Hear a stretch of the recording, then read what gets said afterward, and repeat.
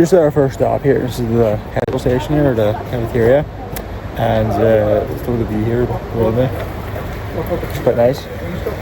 Love the flags here. It's quite nice, and they have skis here as well.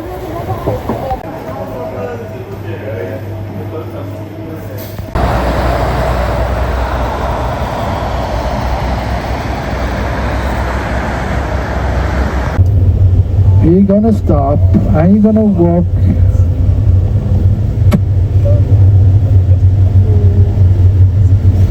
all the way up there. So behind that.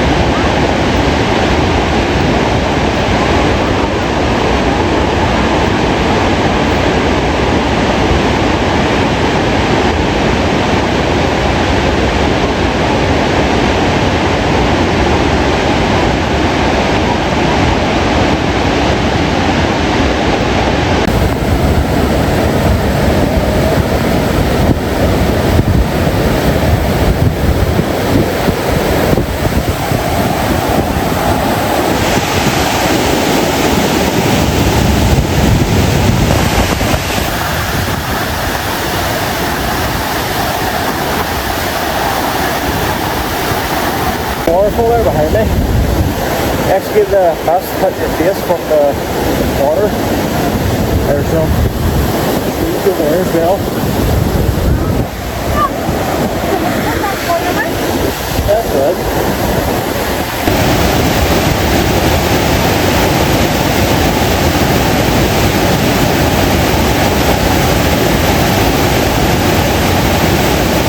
So I'm just heading back now, and absolutely beautiful so it is. Norway is definitely a phenomenal country. Got some little houses over here. I've recorded that less during this travel because of today, because I just want to enjoy it versus taking my phone out and breathing the moment for myself. But I record the most important things, but it's nice to just take it in off camera. It's quite nice.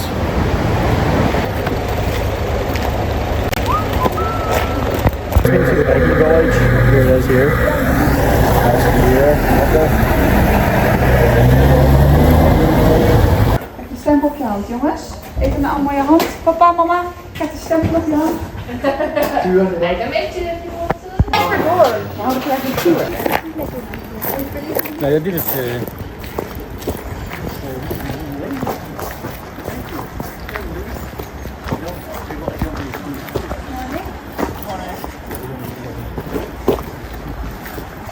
Where are you from? But we do have the Viking Age highway just outside this village. It's still here today. Can you guess what kind of highway we used in the Viking Age? Water. Waterway, correct. The fjord of the ocean is just outside here. And the ocean goes everywhere. So we can go wherever we like from here. We can go directly to England, we can go to France, and even to America from here. But of course we need a boat, and we have a boat down there, so let's go down to the boat first.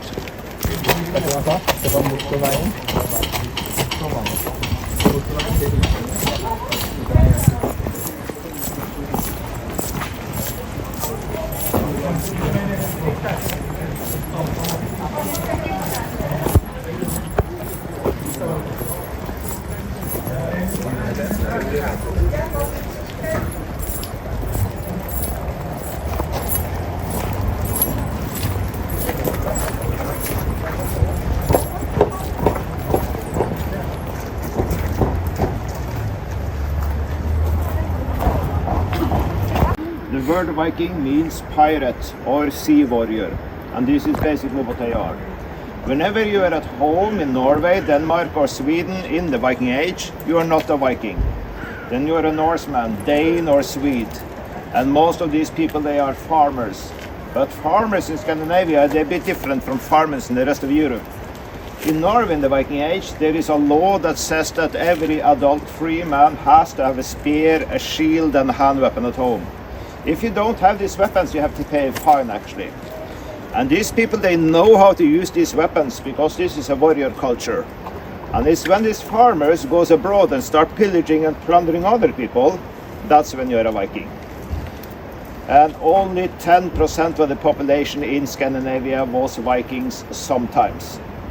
The rest of the people, 90% of them, never went raiding and plundering. They just stayed at home and survived on their farms. But 1093 with the attack on Lindisfarne, and Lindisfarne is a tiny little island east of England with a monastery and a church. It is there to protect the people inside the boat against bad spirits. This animal head, it could be a bear, a wolf, horse, dragon, serpent, eagle. Depends on what the owner of the ship likes. And if the name of the ship is Sea Wolf, then of course you have a wolf head. There was even a Norwegian king called Olav Haraldsson, or later Saint Olav, and he was very Christian, so he had the head of Christ in front of the ship to protect him.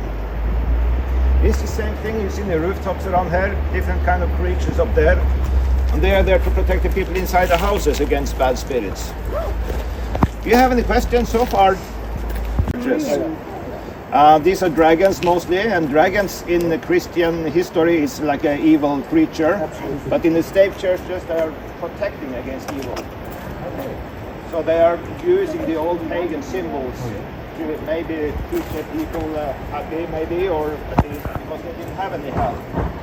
So for them it's just money laying around and no one using it. And in Europe back then, next to the king, the church is the most richest and powerful. Because religion was a very, very big important thing in Europe. And also the church, took taxes from people just as the king did. So the church was very rich. And they had a lot of silver and gold laying around. And of course, it's there. Why not go and take it? But this is a violent period of Europe. It is not only Vikings that raided and plundered. It was a violent period all over the world, actually, more or less. So basically the overview of what was said was that they had ships here. The longer ships had stones on the centre to stabilise them on the high seas. And the Normans invaded, they were Vikings. William the Conqueror was a Viking.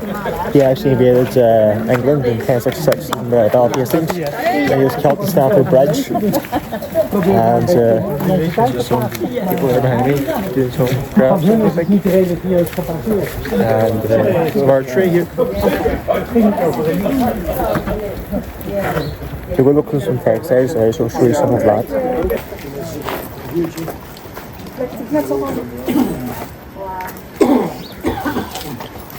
So Norway can be a bit cold, especially in the winter time. So this time of year, this is very warm actually. Normally it will be a bit colder here. So therefore most people in the Viking Age, they are farmers, so therefore they always have sheep. And sheep is the most common material for clothing in the Viking Age. Since it's cold, so you need warm clothes. We have a special breed of sheep behind here somewhere. They are called Old Norwegian short-tailed sheep, and they are as close to the Viking Age sheep as you can get them. These type of sheep, they have 2 layers of wool. They have an outer layer with long, strong hairs, and these long hairs, they're very good for making sails for a ship. If you have a 20-meter long ship, you need about 100 square meters of sail, and that takes the wool from about 150 sheep. And it takes one person almost 2 years to make one sail. So we say that the value of the sail is the same as the value of the ship itself. But of course you don't have to spend 2 years alone, you have other people to help you. And of course we have chickens too. This chicken we have here, they're Icelandic chicken, and they are brought to Iceland by Norwegian settlers in the Viking Age. And Iceland is very strict about mixing their breed, so these are very close to the way the Vikings chickens look like. Then they have inner layer with softer and shorter fibers, which are very good for making clothes. This wool is dirty, so you have to wash it. And this is our washing machine. Oh, it's not wool here now. I have to put something in.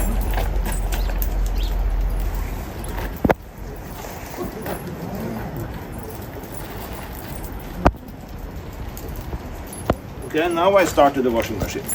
Very easy. It doesn't look like much, it's very good. It has never broken down yet. Just a bucket of water, change the water many times, and in the end the wool will be clean. We don't use any soap because this wool contains a lot of fat called lanolin. I want to keep that fat inside the wool because then the end result gets more water repellent. This wool is also full of lumps and knots and tangles. Now it's best to have dry hands.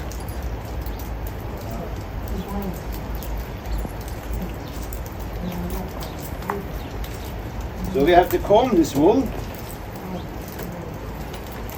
And if you haven't combed your hair for a whole year like this sheep, this comes with a trick for you. Very effective.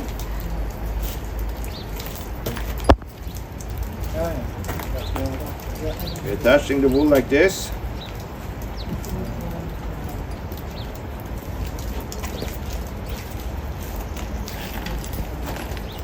Then you can start combing.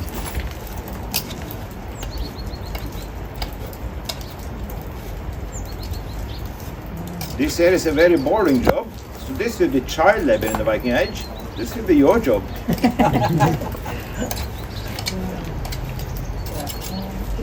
There's no law against child labor back there, so no problems.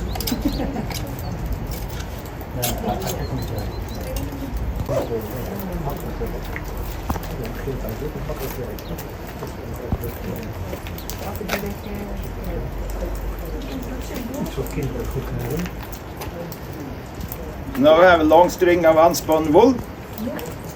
Oi, there it fell off. The Viking Age is about 300 years before we get spinning wheels, so we use something called drop spinners. These are used all around the world, long time before the Viking Age. This is the first step of making clothes. All your clothes are made the same way. You start with a thread, then you weave that threads into fabric. Now I'm going to make thread. Modern clothes are made by spinning machines, of course. It goes a bit faster. But back then you had to do it by hand.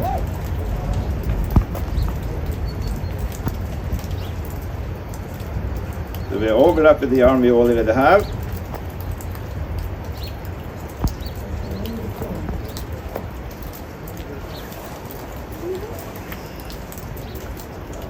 Then you stretch out the wool so you have the right thickness of your yarn. If you want thin sewing thread, you have to stretch it out a bit more.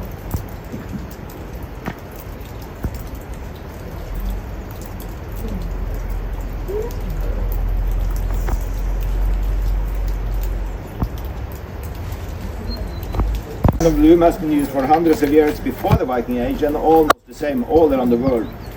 You can make a fabric as wide as a loom, but you can make it as long as you like, just add more yarn. Then you can make a fabric as tight as good as this. But this wool, it comes in white, grey, beige, brown, almost black. Not very colorful, but Vikings was very fond of colorful clothes. It's not like you see in the movies and series where everyone is dressed in black and brown and look more or less like bikers.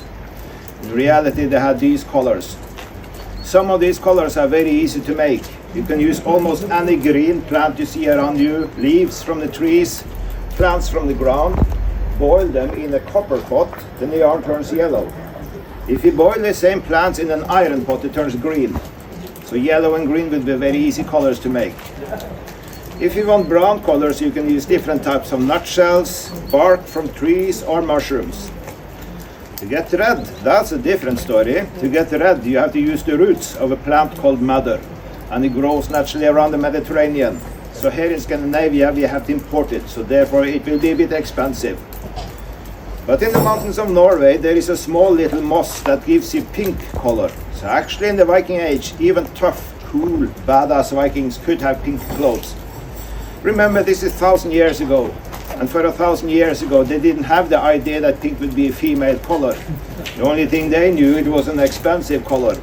Guineas thought that itchy as wool can be, and you can use it on hot summer days. And if you are very wealthy, you can import this through Constantinople, and this is silk from Asia. 2 square meter fabric of silk has the same value as a slave or a horse in the Viking Age. This is for wealthy people. And then of course you...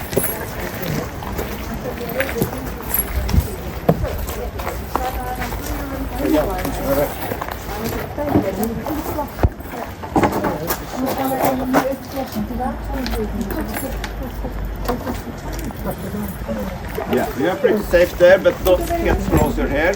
That's good. Okay, first of all, none of the weapons we have here are sharp or pointy because we tend to use them against each other for fun sometimes, and we don't have too many volunteers around here. This here is a sax or a scrum sax, and this is basically a big knife or a short little sword. This is very good to use as a secondary weapon. If you lose your axe or your sword in the battle, this is something you have in the belt in front of you or on your back, and can pull it out and continue fighting. Often when two armies are fighting against each other in medieval Europe, they are fighting in battle formations. That means that these two armies are standing close to each other and tries to kill each other in different ways. And these are very good to find gaps in between the shields to stab. Often in movies and series you see two armies standing 100 meters away from each other in battle formations, and then they break that battle formation and start running towards each other. And then you have complete chaos. Suddenly your enemy is behind you and your friend is in front of you. And these people, they don't have any uniforms, so you don't know who is friend or foe. Therefore they didn't fight like that. They fight in formation, so at least you know the enemy is in front of you, not behind you.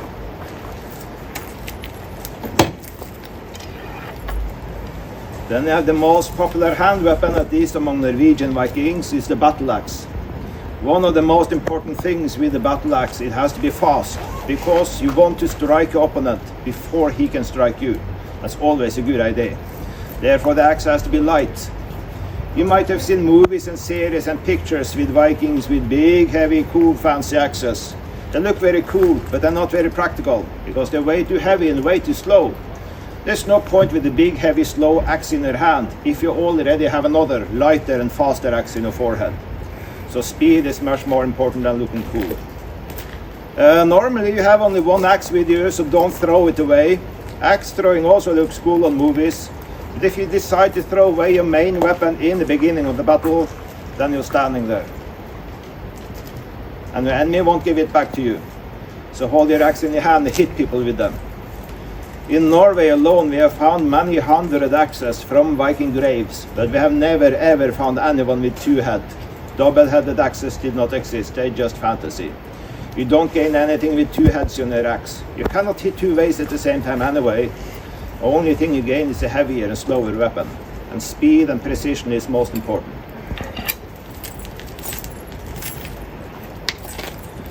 Then you have spears. Spears are the most common weapon all around the world, and they've been used by all cultures, almost.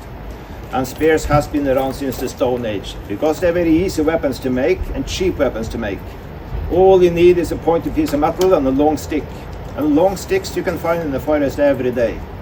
And spears are maybe the fastest and easiest weapon to use. All you have to do is stab.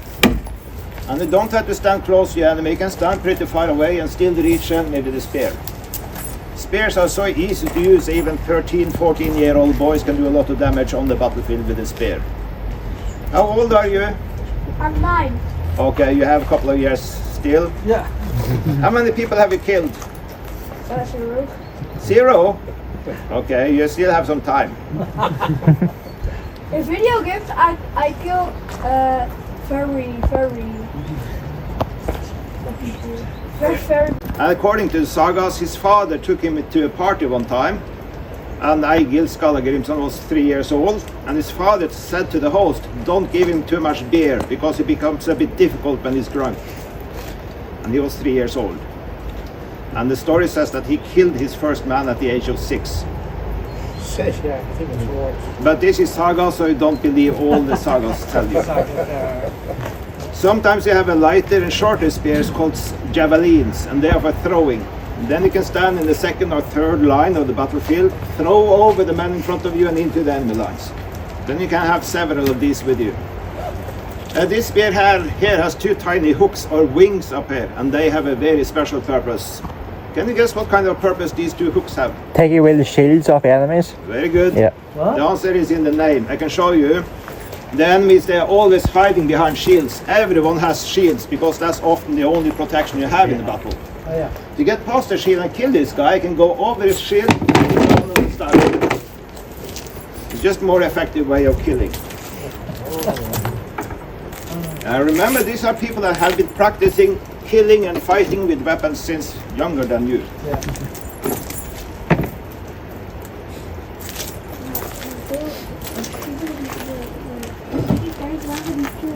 And we have this one. This is called Dane axe or long axe, and this is the heaviest weapon that Vikings used. This is a bit too heavy and slow for close combat. Before I can lift my axe for a blow, someone will stab me down several times. And I have to use two hands on this one, so I cannot have a shield. I cannot protect myself. I can easily get killed by arrows and javelins and whatever comes flying. Therefore, it's a good idea to stand in the second line of the shield wall, behind the men with shields, so they can protect me. But since I have this long handle, I can reach over their shoulders or between two men and still reach the enemy lines. A sword like this is made out of steel, and steel is much more valuable than iron. So a sword like this will cost about 6 horses or 6 slaves in the Viking Age, maybe as much as 2-3 cars today. But since it's made out of steel, I can do this without breaking it, and it straightens out immediately. And this is important, otherwise your sword won't last long in the battle before it's bent or broken. In Norway alone, we have found about 3,500 swords from Viking graves.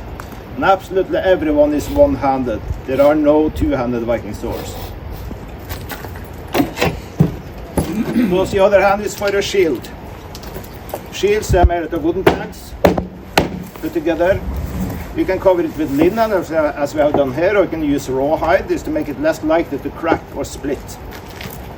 You need a shield box made of iron in the middle. This is to protect your hand. Shields should not be too heavy because you have to be able to move it around quickly. You can also use a shield as an offensive weapon, like this in the throat of the enemy, or maybe this over their nose. Sometimes we even have a spike here to make a bit more damage.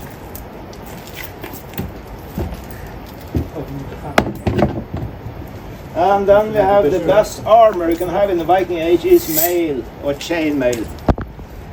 We haven't found any leather armor from the Viking Age because leather doesn't work as an armor properly. If you have a sharp sword or a sharp axe, it's no problem to cut through leather, just like butter.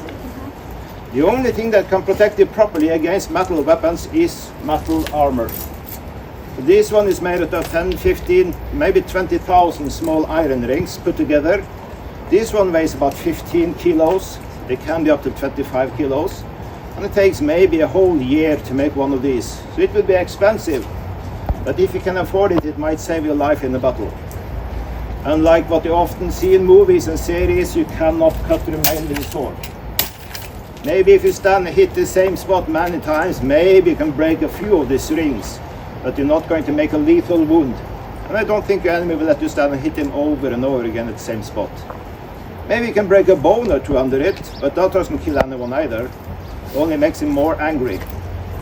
If I want to kill a guy with a mail like that, I would rather aim for unprotected parts, like his neck, head, arms, legs, or between his legs. Or you can use a spear. With a spear, you get enough force behind you so you can penetrate it with a spear. You can also use special made arrows for the purpose, called bodkin arrows, and they are specially made to penetrate armor like that. We have to go Yeah, that's okay. to the bus. Yeah. Thank you so much. Yes, you're Thank welcome. you. Thank you. We have to head back to the bus now, so we're going to head up here.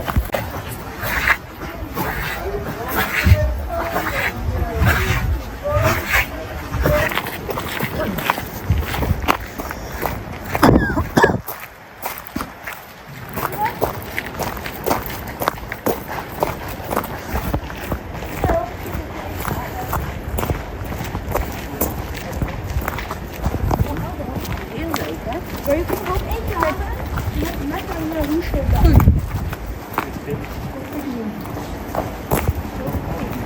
These are the beef and veg and spots, and I'm just going to get that now, and then the view here, that's quite nice. Pretty good over there. And that's about really. What was else really say? Just looking forward to getting this meal and as well.